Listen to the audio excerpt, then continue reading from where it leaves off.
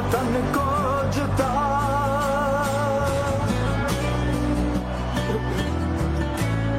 बिस्मिल्लाहिर्रहमानिर्रहीम। इय्याका नअबुदु व इय्याका नस्तईन।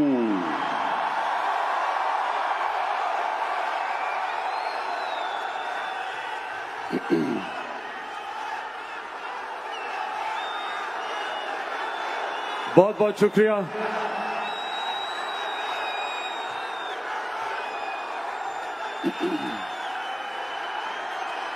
बहुत बहुत शुक्रिया आपका। दिल से आपका शुक्रिया अदा करता हूं, दिल से शुक्रिया अदा करता हूं जो आज आपने मुझे इज्जत दी। बहुत बहुत शुक्रिया आपका।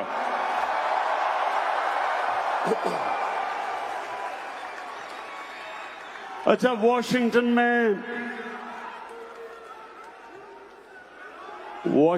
में मैंने सोचा था कि एक होटल के अंदर हम 500 1000 अपने पाकिस्तानी बुलाएंगे और मैं आपसे बातचीत करूंगा। मैं सोच भी नहीं सकता था कि इतने बड़े स्टेडियम में आपसे बातचीत होगी।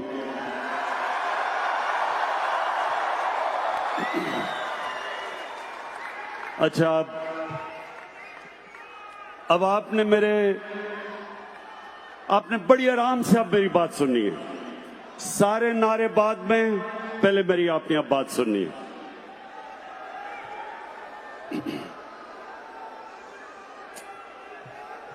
मेरे पाकिस्तानी अमेरिकन, नहीं अभी नहीं बन गया हूं।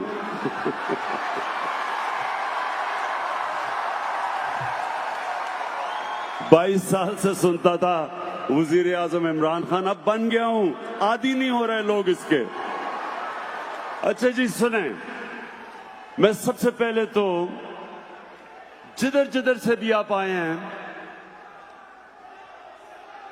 जिन भी शहरों से आप आए हैं, मैं आपको खुशामदीद कहता हूं।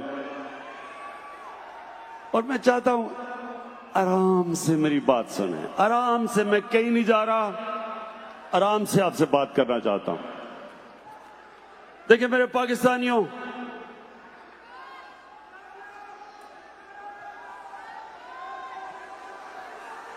एक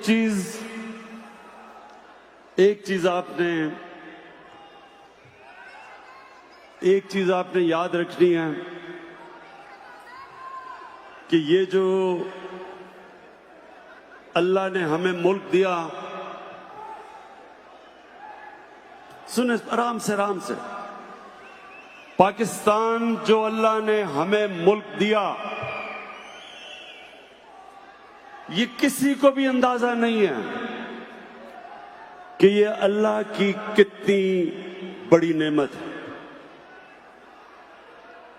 ये हमारा मुल्क,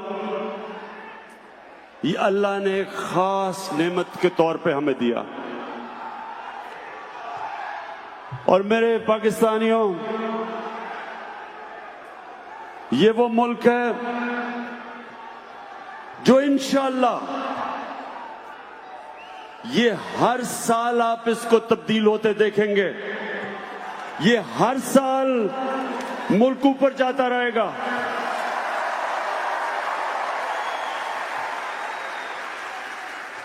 अब दो चीजें आपने समझनी है कि क्यों जमहूरियत दुनिया में आगे चली गई और बादशाह पीछे रह गई। इसकी दो वजूहात हैं और मैं चाहता हूं कि ये याद रखें कि ये दो वजह है कि हम क्यों पीछे रह गए और दुनिया आगे चली गई। मेरे पाकिस्तानियों, जमहूरियत के अंदर दो चीजें हैं जो बादशाह में नहीं है। नंबर 1, जमहूरियत के अंदर मेरिट है, बादशाह के अंदर मेरिट नहीं है। खून के ऊपर बादशाह में रिश्तेदारी है, खून है। जमहूरियत के अंदर मेरिट है। दुनिया के अंदर जो मुल्क आगे गए मेरिटोक्रेसी की वजह से, जो मुल्क पीछे रह गए, जितनी कम मेरिट उतना मुल्क पीछे रह गया। मैं आपको सिंपल मिसाल देता हूं, क्रिकेट की मिसाल देता हूं। क्रिकेट में ऑस्ट्रेलिया दुनिया की वो टीम है जो दुनिया में सबसे कामयाब रही है। क्यों कामयाब है? क्योंकि ऑस्ट्रेलिया के अंदर जो उनका निजाम है वो सारा टैलेंट ऊपर ले आता है, मेरिट है। पाकिस्तान, मैं आप सबके सामने कहता हूं, मैं दुनिया में क्रिकेट खेला हूं, सबसे ज्यादा दुनिया में अगर मैंने क्रिकेट का टैलेंट देखा तो वो पाकिस्तान में।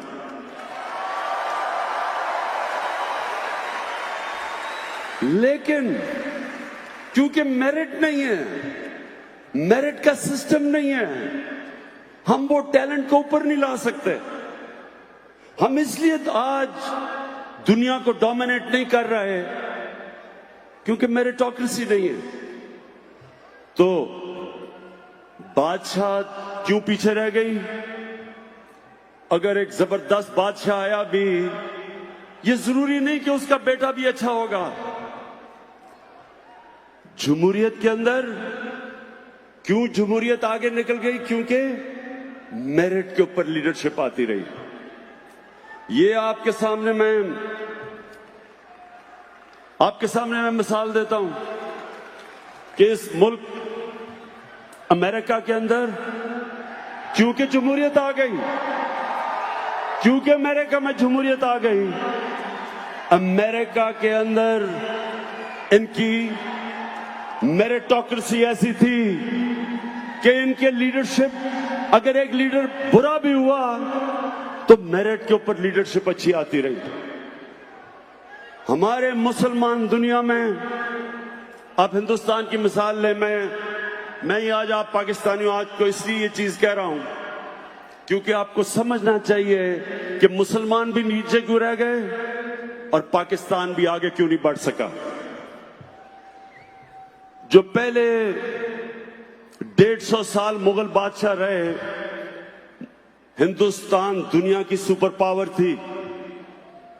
150 साल जो दुनिया में हिंदुस्तान का जीडीपी था वो 25% से ऊपर था, सुपर पावर थी।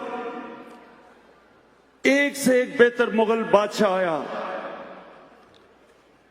4 मुगल बादशाहों ने तकरीबन 150 साल हुकूमत की, लेकिन औरंगजेब के बाद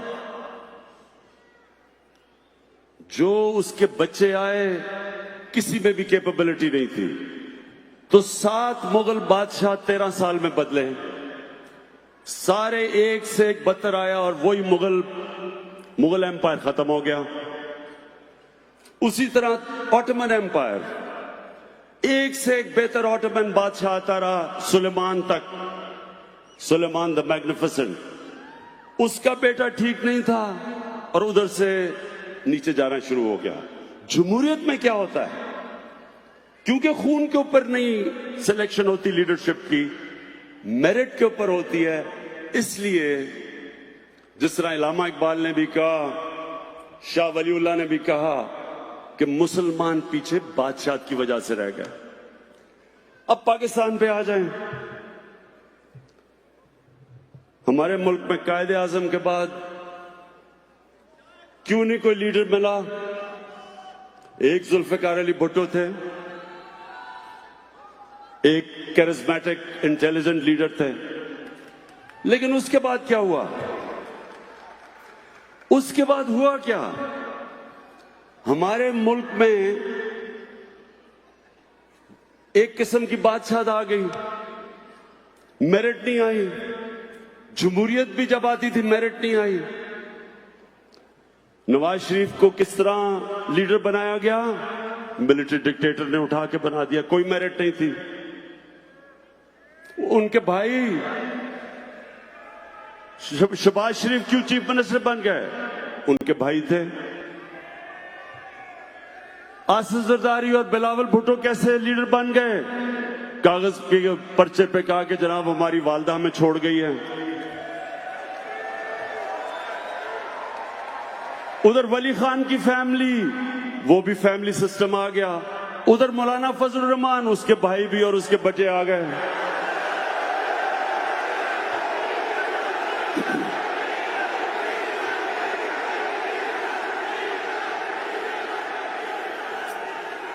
कहने का मकसद ये है कि जब जमहूरियत भी आई, मेरिट तो नहीं आई।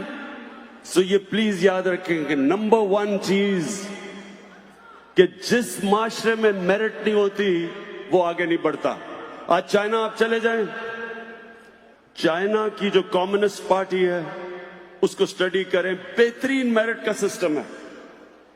चाइना की कम्युनिस्ट पार्टी जिस तरह हमने पूरा, उन्होंने मुझे प्रेजेंटेशन दी, जबरदस्त सिस्टम है। वो सारे मुल्क से बकायदा देखते हैं कि कोई हर फील्ड में मेरिट ऊपर कैसे आ रहा है।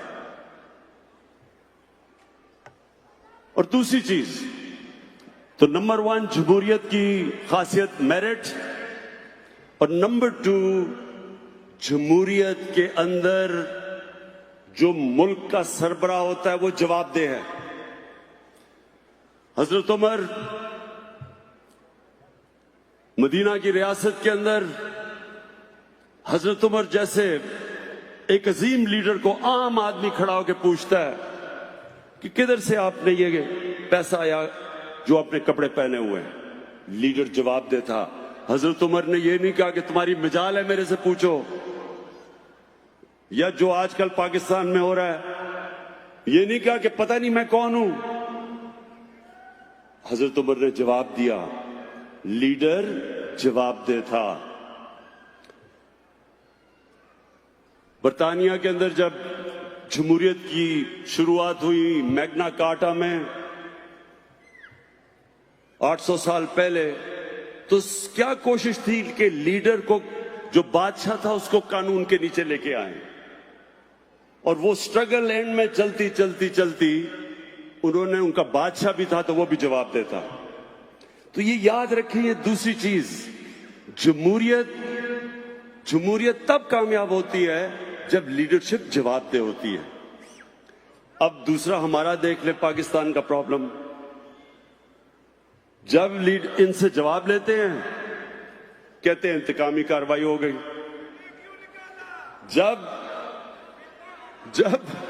जब अदालत फैसला करती है तो कहते हैं क्यों निकाला।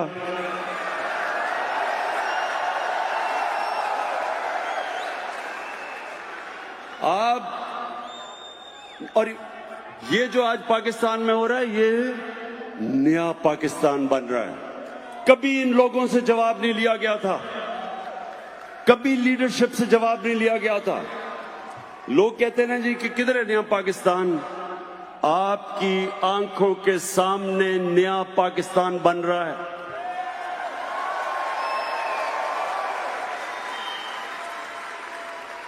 जिसको जब सवाल पूछते हैं ताकतवर से, जिस भी ताकतवर से सवाल पूछते हैं, वो ये अपना जवाब नहीं देता, अपनी सफाई नहीं पेश करता। वो कहता है इंतकामी कार्रवाई है। एक तो सारे मेरी तारीफ करना शुरू कर देते हैं, जिससे पूछो, शाहिद खाकान अब्बासी से पूछो, आसिफ जरदारी से पूछो, नवाज से पूछो, शहबाज, सारे मुझे कहते हैं कि जी इमरान खान करवा रहा है। क्या करवाया इमरान खान ने? सारे केसेस इनके ऊपर पुराने हैं, हमने कोई केस नहीं किया, ये इनके जमाने के केसेस हैं। हमने सिर्फ इदारों को आजाद किया है, हमने सिर्फ नैब को आजाद किया है, हमने FIA को आजाद किया है।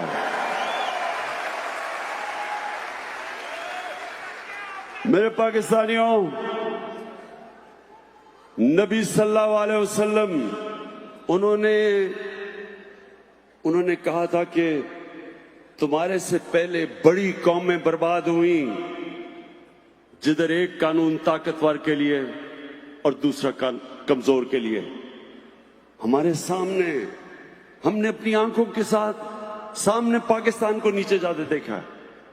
मैं जब बड़ा हो रहा था 1960s के अंदर, पाकिस्तान सबसे तेजी से तरक्की कर रहा था बर्रे-सगीर में, बल्कि एशिया में पाकिस्तान की मिसाल दी जाती थी। वो मुल्क जो सबसे तेजी से तरक्की कर रहा था, इंडस्ट्रियलाइज हो रहा था। हमारी ब्यूरोक्रेसी सारी एशिया में सबसे टॉप पे ब्यूरोक्रेसी मानी जाती थी। हमारे हॉस्पिटल, हम सब, मैं गवर्नमेंट हॉस्पिटल में पैदा हुआ था। गवर्नमेंट हॉस्पिटल का बेहतरीन स्टैंडर्ड था। हमारी यूनिवर्सिटीज की डिग्रीज दुनिया में एक्सेप्ट होती थी। मिडिल ईस्ट से लोग हमारे पाकिस्तान में पढ़ने आते थे। एचएसएन कॉलेज जिधर मैं पढ़ा हूं, वहां मलेशिया के शहजादे आके पढ़ते थे। बाहर से लोग आके पढ़ा करते थे पाकिस्तान में। और वही पाकिस्तान को हमने आहिस्ता आहिस्ता नीचे जाते देखा। और वो नीचे क्यों गया? एक तो बदकिस्मती से जो 70s में एक सोशलिज्म आई, जो ना सोशलिज्म थी, ना तीतर था ना बटेर था, उसकी वजह से हमारी इंडस्ट्रियल ग्रोथ रुक गई। लेकिन असल तबाही 1985 के बाद आई। 1985 के बाद नॉन पार्टी इलेक्शंस में पहली दफा पैसा चलना शुरू हुआ। पहली दफा सियासत के अंदर रिश्वत चलनी शुरू हुई। पहली दफा सियासत के अंदर डेवलपमेंट फंड्स के नाम पे सियासतदानों को खरीदा गया। छांगा मांगा में, रेस्ट हाउस में सियासतदानों को नीलाम किया गया। और हमने अपनी सामने पाकिस्तान को नीचे जाते देखा। तो आज हम जब इस मुल्क को उठा रहे हैं, ये दो चीजें हमने लेके आनी है। एक कि जो भी पब्लिक ऑफिस होल्डर है, जो मुल्क का सरबराह है, वो कौम को जवाब दे।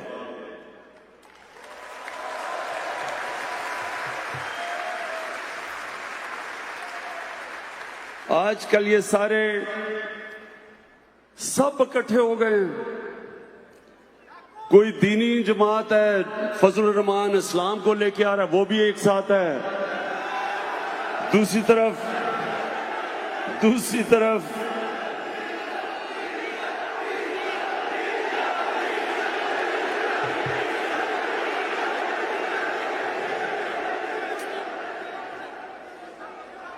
वो कह रहे हैं कि पहली दफा पाकिस्तान की असेंबली डीजल के बगैर चल रही है। तो फजल रहमान, दूसरी तरफ सेकुलर बिलावल भुट्टो, वो भी साथ मिल गया। फिर नून लीग, जिसका पता ही नहीं कि वो क्या है, वो भी साथ है। सब इकट्ठे हैं। इनका सब एक मकसद है, सिर्फ एक मकसद है। इनका सिर्फ एक मकसद है। क्या है? बताएं क्या है एक मकसद? 3 लफ्ज सुनना चाहते हैं मेरे से, NRO, यानी कि जो अब तक इक्तदार में बैठ के मुकमुका है, सब एक चीज चाहते हैं। तो नंबर 1, ये मैं आज आप सबके सामने कहना चाहता हूं, दुनिया इधर उधर हो जाए,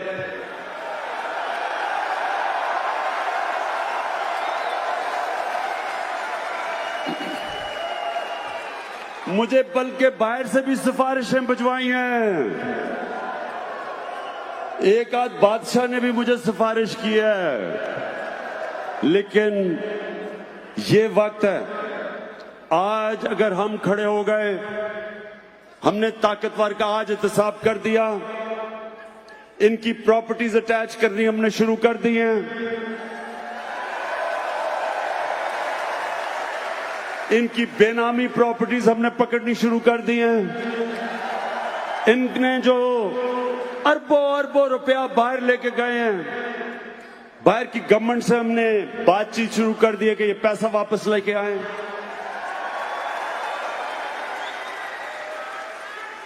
और ये याद रखना कि ये है वो वक्त जब पाकिस्तान बदलेगा। आपके सामने बदल रहा है। और दूसरी चीज, हमने पाकिस्तान में मेरिटोक्रेसी लेके आनी है, मेरिट का सिस्टम लेके आना है। मैं आप सबसे ज्यादा, मैं भी एक ओवरसीज पाकिस्तानी बड़ी देर रह चुका हूं। मैं 18 साल की उम्र में बाहर गया, क्रिकेट खेलने गया, पहले पढ़ाई की, फिर 18 साल तक बाहर, आधा साल बाहर रहता था, क्रिकेट खेलता था। तो मेरा सबसे ज्यादा ओवरसीज पाकिस्तानी के साथ राब्ता रह चुका है। मैंने अमेरिका में भी पाकिस्तानी कम्युनिटी देखी शुरू में। मैंने इंग्लैंड में खास तौर पे अपनी पाकिस्तानी कम्युनिटी को आते देखा। First generation, second generation, third generation अपने सामने देखा। मैंने जो एक नतीजे पे आया वो ये कि हमारे लोग जब उनको मौका मिलता है, जब जो अंग्रेजी में कहते हैं लेवल प्लेइंग फील्ड मिलती है, जब उनको एक ऐसा निजाम मिलता है जिधर मेहनत का फल मिलता है, जिधर वो मेहनत करता है उसको फल मिले, हर जगह मैंने पाकिस्तानियों को ऊपर आते देखा, एक्सेल करते देखा।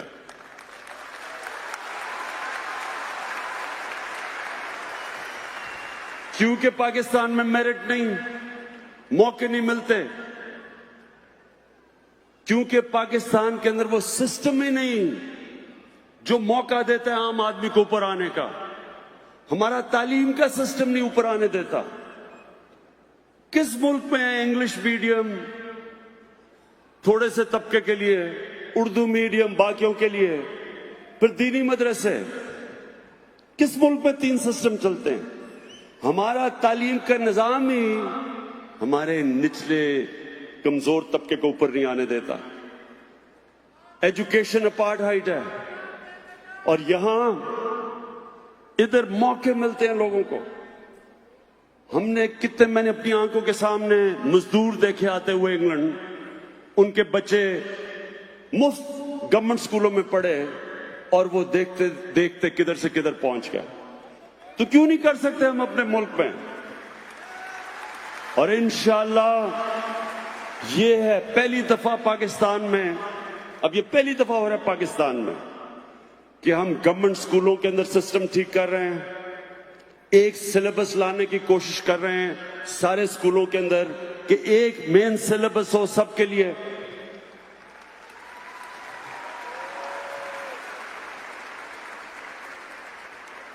ताकि मौका मिले ऊपर आने के लिए हमारे लोगों को। हम पहली दफा मदरसों के, हमने साथ बैठे मदरसों के जितने भी उनकी तंजीमें थी उनके साथ हम बैठे। अभी हमने उनसे एक मुआहदा किया है कि मदरसे के बच्चों को भी मौका मिले ऊपर आने का, उनके लिए भी दीन के अलावा साइंस के सब्जेक्ट पढ़ाए जाए, मैथ्स पढ़ाए जाए, मौका दिया जाए ताकि वो भी डॉक्टर्स बन सकें, वो भी ऊपर आ सकें। कौन तो अपने मुल्क में अब तक, अब सोचे 8 लाख बच्चे हैं जो इंग्लिश मीडियम स्कूलों में जाते हैं। 8 लाख, 3.25 करोड़ बच्चे जाते हैं उर्दू मीडियम में, 25 लाख बच्चे जाते हैं दीनी मदरसों में। तीनों पैरेलल सिस्टम है, 3 पैरेलल कल्चर है। तो ये सबसे बड़ा कदम होगा कि पाकिस्तान के अंदर एक मेन तालीम का सिलेबस आए ताकि एक कौम बने हम, तब एक कौम बने।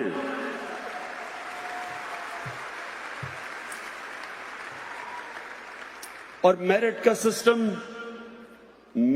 सिस्टम तब आएगा पाकिस्तान में जब ये जो खानदानों की सियासत है ये खत्म हो, ये जो जागीरदाराना निजाम है ये खत्म हो।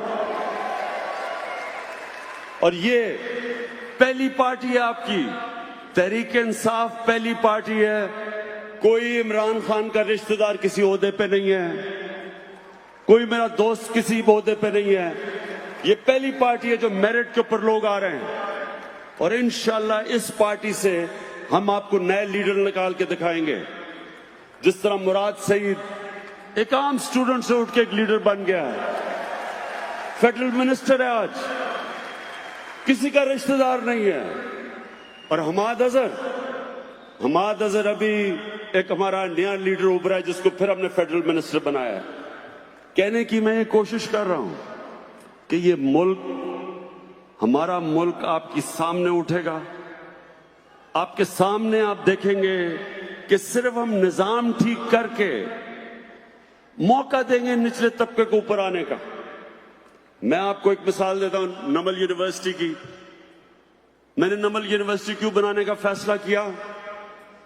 क्योंकि मियांवाली के अंदर मैं जब हल्के में फिरता था तो बेरोजगारी थी, नौजवान बेरोजगार फिर रहा था, जुर्म की तरफ जा रहा था, मंशियात की तरफ जा रहा था। तो मैंने सोचा एक टेक्निकल कॉलेज बनाऊंगा ताकि हुनर सीखे। लेकिन वो जगह इतनी खूबसूरत थी कि मैंने यूनिवर्सिटी बना दी। अब आप ये सोचें कि वहां उर्दू मीडियम के बच्चे, उनको पहले हमने अंग्रेजी पढ़ाई, फाउंडेशन कोर्स करवाया, ब्रैडफोर्ड के साथ वो यूनिवर्सिटी की एफिलिएशन करी। ब्रैडफोर्ड इंग्लैंड की यूनिवर्सिटी थी। मैं आपको अब ये समझाने की कोशिश कर रहा हूं कि कितना बड़ा टैलेंट हमारा नीचे है पाकिस्तान में, जिसको मौका नहीं मिलता ऊपर आने के लिए। वही बच्चे उर्दू मीडियम स्कूल से उठ के पहले इंग्लिश सीखी, फिर ब्रैडफोर्ड यूनिवर्सिटी की डिग्री उन्होंने बैठ के ली, और ब्रैडफोर्ड यूनिवर्सिटी में सिर्फ 12 या 13% बच्चों को फर्स्ट डिवीजन मिलती है। नमल में 55 से 60% बच्चों ने फर्स्ट डिवीजन ली। तो आप ये खुद सोचें कि कितना ज्यादा हमारा टैलेंट जाया हो रहा है पाकिस्तान में, क्योंकि हमारा निजाम ही एलीट का है, ऊपर ही नहीं आने देता लोगों को। तो सबसे ये दूसरा बड़ा हमारा चैलेंज है। लेकिन मैं आज अपने इतने बड़ा क्राउड जो पाकिस्तानी आए हुए, मैं आपको एक और चीज कहना चाहता हूं कि हमने जितना जितना टाइम गुजरता जा रहा है, ये 10 महीने, मैंने खुद, मुझे अंदाजा नहीं था कि अल्लाह ने पाकिस्तान को क्या क्या दिया।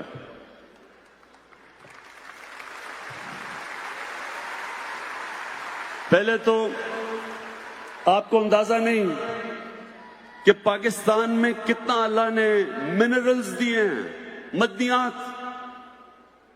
जो पाकिस्तान के पास तांबे के जखीरे हैं, वो दुनिया में 4-5 बड़े मुल्कों के मुकाबले में अरबों अरबों डॉलर के जखीरे पड़े हुए वहां।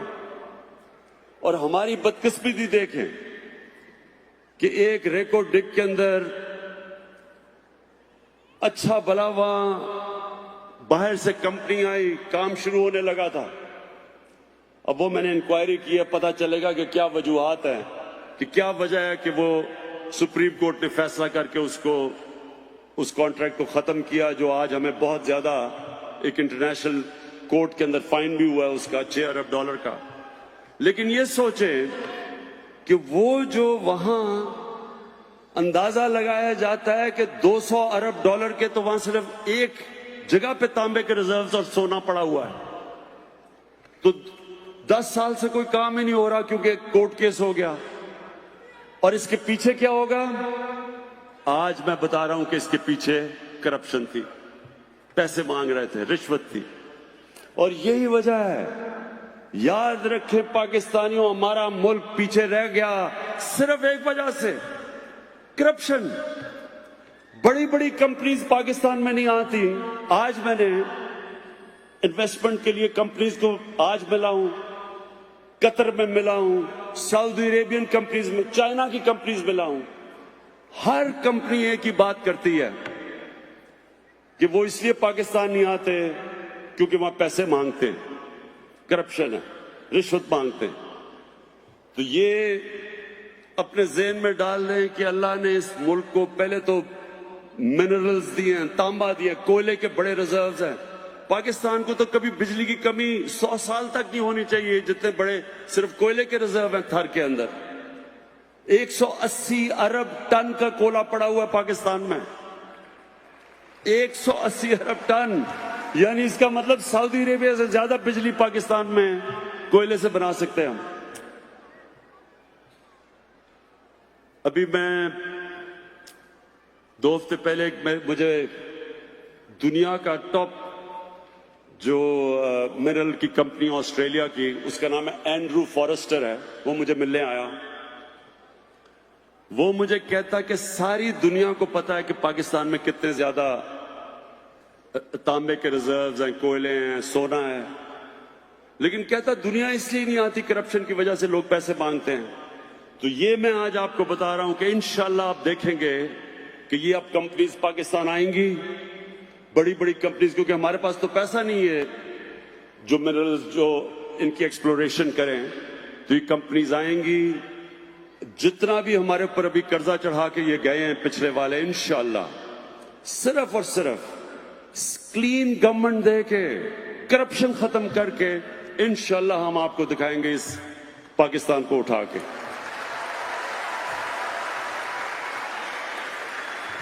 हम चाइना गए, अब ये सुने जरा, जो हमें अल्लाह ने जमीन दी है, ये जो हमारे पास जमीन है, ये जरखेज तरीन जमीन है।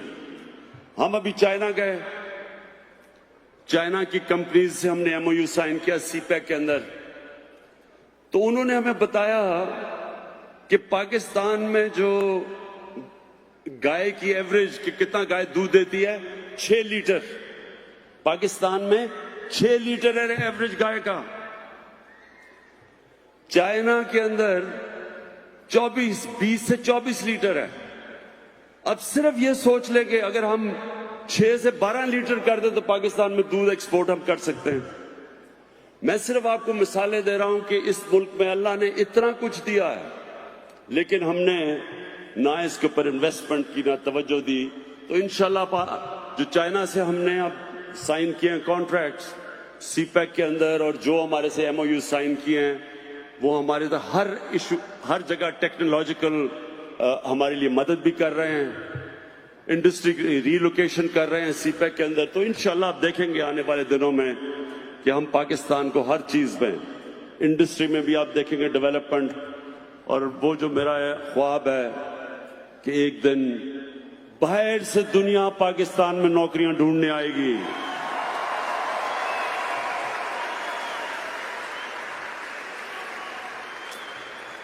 अब मैं आपसे ये, अब मेरे से सब पूछते हैं कि जी आपकी विजन क्या पाकिस्तान की, कि किस तरह का पाकिस्तान होना चाहिए।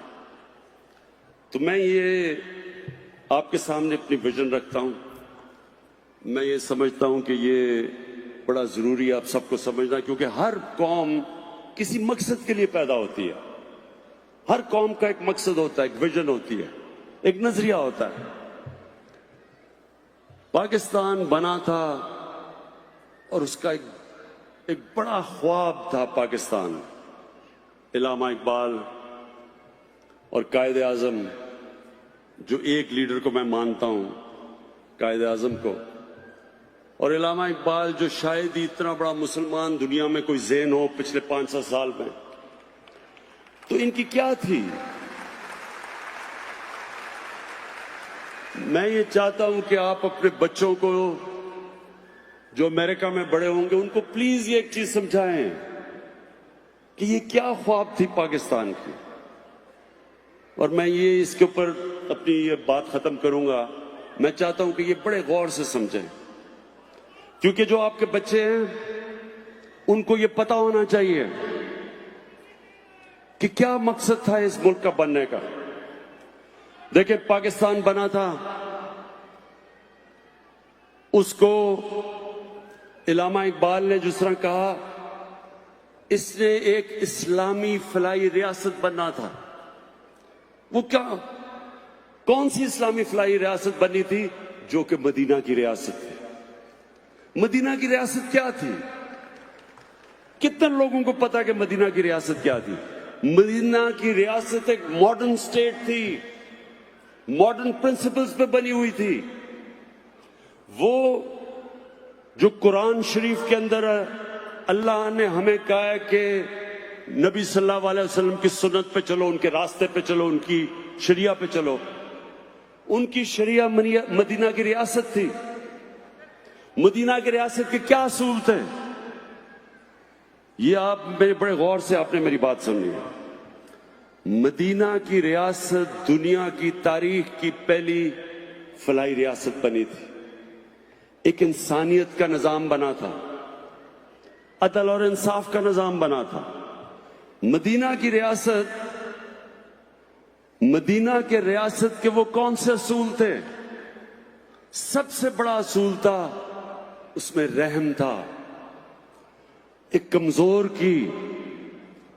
के लिए रहम था। बेवों, यतीमों, माजूरों, गरीबों, बूढ़ों को पेंशन्स पहली दफा मदीना की रियासत में शुरू हुई थी कि रियासत ने बूढ़ों की भी जिम्मेदारी ली थी।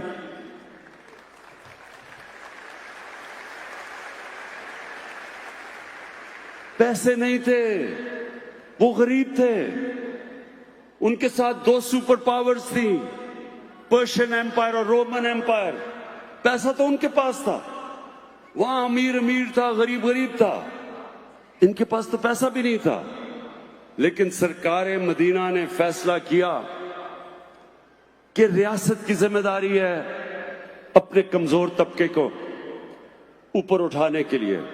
पहली दफा प्रोग्रेसिव टैक्सेशन निकली, जो आजकल मगरिब में आप देखते हैं। प्रोग्रेसिव टैक्सेशन, पैसे वालों से टैक्स लिया और कमजोरों के ऊपर खर्च किया। ये पहली दफा हुआ था। उससे पहले कोई कॉन्सेप्ट नहीं था।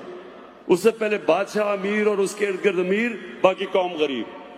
ये जो प्रोग्रेसिव टैक्सेशन, पैसे वालों से लेके गरीबों को देना, ये पहली दफा मदीना में हुआ था। फिर ख्वातीन को राइट्स दिए गए थे, वो भी रेवोल्यूशन थी। पहली दफा ख्वातीन को हिस्सा दिया गया था जायदाद के अंदर। आज तक मुझे अफसोस से कहना पड़ता है कि आज तक पाकिस्तान में हम स्वाय थोड़े से शहरों के, देहात में आज तक हम औरतों को उनका हिस्सा नहीं देते जायदाद में। ये तहरीक इंसाफ अब कानून लेके आ रही है कि ये कानून उनको देना पड़ेगा, हमारी औरतों को हिस्सा। फिर पहली दफा गुलामों को सरकार मदीना ने कैसे उठाया? उन्होंने कहा कि गुलामों को आपने बिल्कुल उस तरह ट्रीट करना है जिस तरह वो आपका फैमिली का मेंबर है। उन्होंने जो गुलामों, आप ये सुने जरा, आप कितनी दुनिया में जो ब्लैक अफ्रीकन्स हैं, कितना उनसे जुल्म हुआ, दुनिया में देख लें। लेकिन सरकार मदीना ने जब हजरत बिलाल को उठा के उन्होंने माशरे का एक मेंबर बनाया, उससे क्या हुआ? मुसलमान दुनिया वो वाहिद एग्जाम्पल है जिधर गुलाम बादशाह बन गए। स्लेव डायनेस्टीज थी हिंदुस्तान में, स्लेव डायनेस्टी थी। कुतुबुद्दीन ऐबक गुलाम था। तुर्की में मामलूक वो गुलाम थे, वो जो बादशाह बन गए। ये गुलामों को आजाद किया, ख्वातीन को राइट्स दी, इंसानों को बराबर किया। जो उनका आखिरी खुतबा था अराफात के ऊपर, जो नबी सल्लल्लाहु अलैहि वसल्लम का आखिरी खुतबा था, उन्होंने ह्यूमन राइट्स का चार्टर बताया जो आज यूएन कह सकती है। वो आप ये समझेंगे कि आज यूनाइटेड नेशंस का चार्टर अनाउंस हो रहा है, जो उन्होंने आखिरी खुतबे में कहा कि इंसान बराबर हैं, चाहे जो मर्जी उनका रंग हो।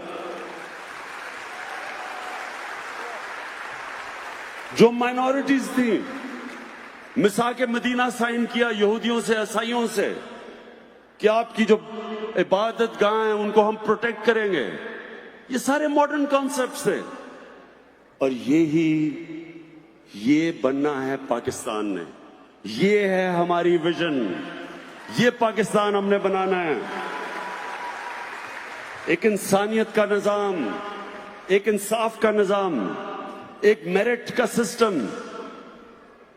जो मदीना की रियासत ऊपर कैसे गई? मेरिट का सिस्टम था। जो भी अच्छा करता था उसको ऊपर ले आते थे। खालिद बिन वलीद वो कमांडर था जिसने तकरीबन मुसलमानों को जंगे ओहद में शिकस्त दे चुका था। उसको उन्होंने उठा के सैफुल्लाह का खिताब दे दिया मेरिट के ऊपर। बड़े पुरानों ने कहा जी हम आपके साथ ज्यादा देर से लड़ रहे हैं, तो ये आपने खालिद बिन वलीद को क्यों सैफुल्लाह का दिया? मेरिट के ऊपर दिया। मेरिट का सिस्टम था, जो आता था, जो भी उम्मा में आता था मेरिट के ऊपर वो ऊपर आ जाता था। तो हमने भी पाकिस्तान में वो उसूलों के ऊपर अपने मुल्क को खड़ा करना है, और इंशाल्लाह आप ये देखेंगे कि अल्लाह ने जो हमारे मुल्क में टैलेंट दिया है, जब मौका मिलता है हमारी कौम को, लोग दुनिया में जिधर जाते हैं ऊपर से ऊपर चले जाते हैं। मैं जब क्रिकेट में ऊपर गया था तो मैं इंग्लैंड गया था। इंग्लैंड में मैंने सीखी थी क्रिकेट, और हम वापस जब इंग्लैंड से आए तो फिर हमने अपने लोगों को, अपने बाकी खिलाड़ियों का स्टैंडर्ड रेज किया। और अब वर्ल्ड कप के बाद मैंने फैसला किया है कि मैं अब ये पाकिस्तान टीम को ठीक करने लगा हूं। इंशाल्लाह आपको उनको तकलीफ है।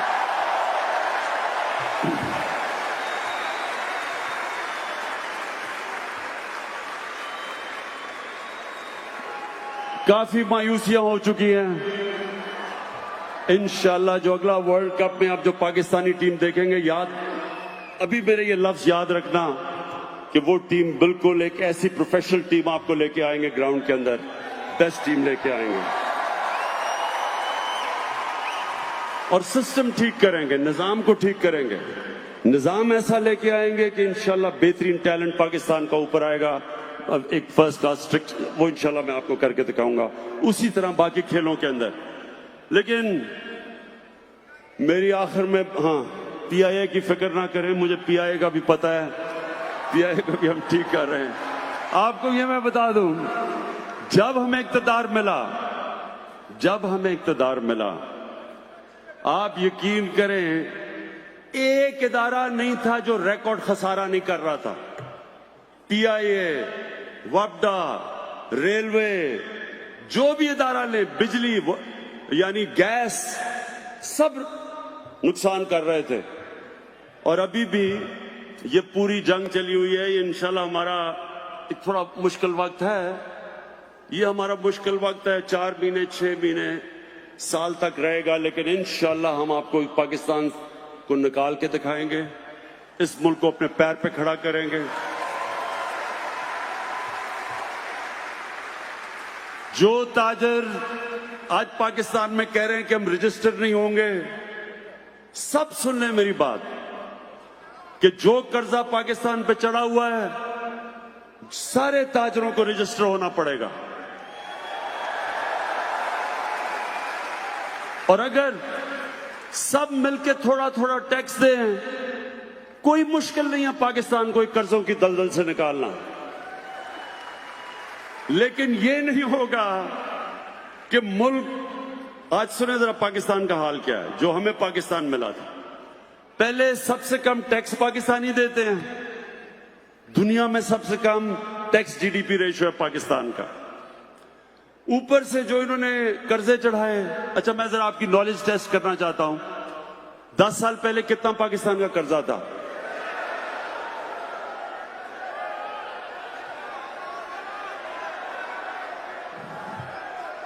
6,000 अरब रुपया 10 साल पहले पाकिस्तान का कर्जा था। और 10 साल के बाद इन दोनों ने किधर तक पहुंचाया? 30,000 अरब रुपया। फिर से सुने 60 सालों के अंदर पाकिस्तान का कर्जा 6,000 अरब था।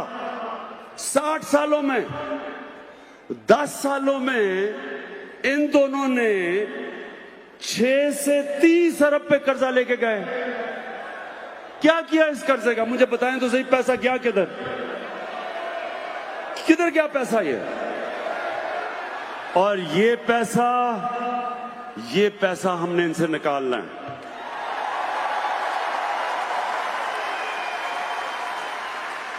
मैं फिर से इनको कहना चाहता हूं, जो मर्जी आपने करना करें, सब इकट्ठे हो जाते हैं जी जमहूरियत बचाने के लिए, अपने पैसे बचाने के लिए सब इकट्ठे हो जाते हैं। आप इकट्ठे हो जाएं, आपने धरना करना है, मैं आपको कंटेनर दूंगा, उसमें धरना भी कर लें। आपने जलसे जुलूस करने हैं, वो कीमे के नान के बगैर आपके लोग नहीं निकलते। हम शायद तहरीक इंसाफ के वर्कर ही भेज दें थोड़े से, ताकि आपके जलसे थोड़े से बड़े हो जाएं। जो मर्जी करना है करें, आपको पैसा वापस करना पड़ेगा। नवाज शरीफ कहते हैं जी मैं खाना घर से मंगवाऊंगा, खाना अच्छा नहीं है जेल का। फिर कहते हैं जी एयर कंडीशन लगा दो जेल में। अब टीवी चाहिए जेल में। 80% पाकिस्तानियों के पास तो एयर कंडीशन ही नहीं है। 80% कम से कम 60% के पास टीवी नहीं है। तो अगर हमने आपको जेल सजा के लिए भेजा हुआ है, तो जिस तरह के ये जेलों में रह रहे हैं, इससे ये तो सजा नहीं है।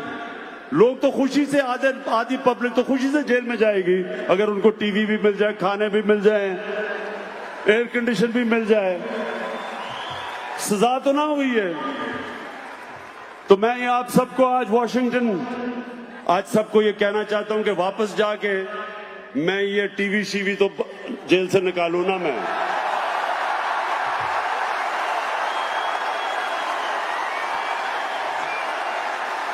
एयर कंडीशन भी निकालें जेल से।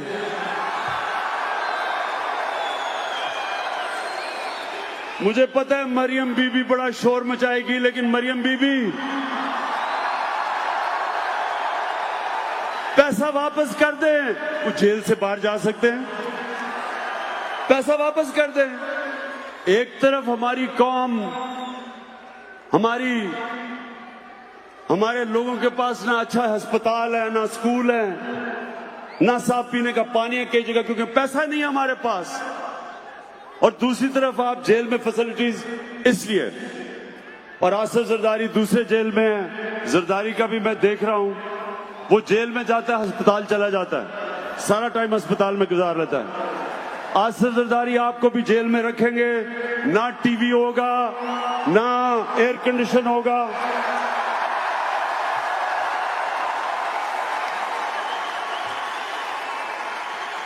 बड़ा आसान है जेल से निकलना।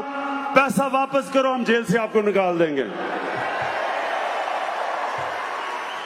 अच्छा, और एक और, अब खाकान अब्बासी बार बार तकरीरें कर रहे थे कि मुझे जेल में डालो, अगर मैंने कुछ गलत किया जेल में डाल दिया। अब हमने उसे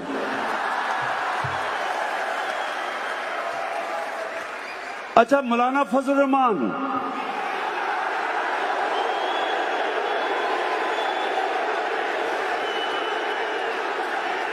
मौलाना फजल रहमान कहता है ऑपोजिशन को कि क्या तब हम सब इकट्ठे होंगे जब हम सब जेल में होंगे? हाँ मौलाना फजल रहमान, अब जब सब जेल में इकट्ठे होंगे। देखे पाकिस्तानियों, ये है तब्दीली। कभी आज तक कभी ताकतवर को पाकिस्तान के कानून ने कभी भी उसका एहतसाब नहीं किया, और ये है सबसे बड़ी तब्दीली।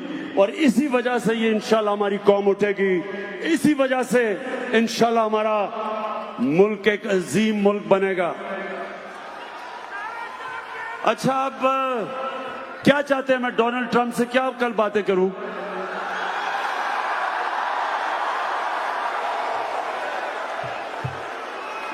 मैं पर्चियां लाया हूं जेब में, मैं पर्चियों से पढ़ूंगा बैठ के।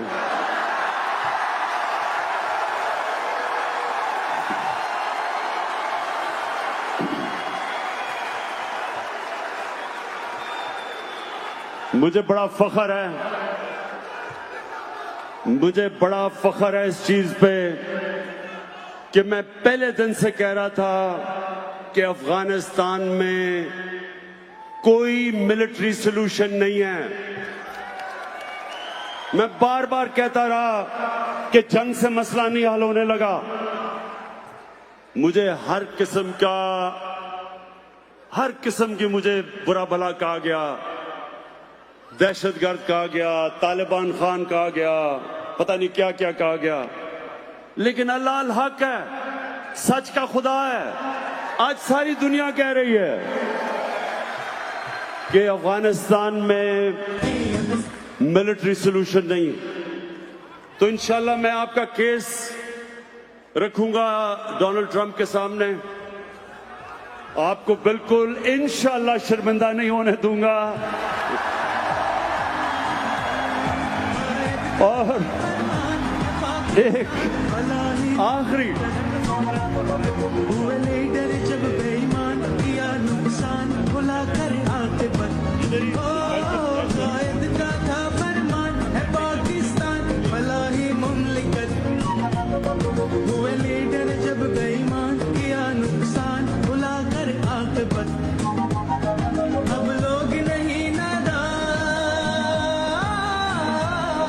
अब लोग नहीं नादान, गए सब जान कहे इमरान खान। अब होगी जो निगरान ये नस्ल जवान बढ़ेगा पाकिस्तान। दिल में होगी इंसाफ तो हो इंसाफ कहे इमरान खान। जो चली है अब तहरीक ये होगा ठीक प्यारा पाकिस्तान। अच्छा बस। अच्छा, मैं आखिरी चीज, मैंने जब 23 साल पहले पॉलिटिक्स में आया था, मैंने एक चीज कही थी, वो मैं आज उस पर अपनी तकरीर खत्म करता हूं। पाकिस्तानियों, 23 साल पहले मैंने एक चीज कही थी, मैं उस पर अपनी बात खत्म करता हूं, और वो ये था कि ना आज तक मैं कभी किसी के सामने झुका हूं,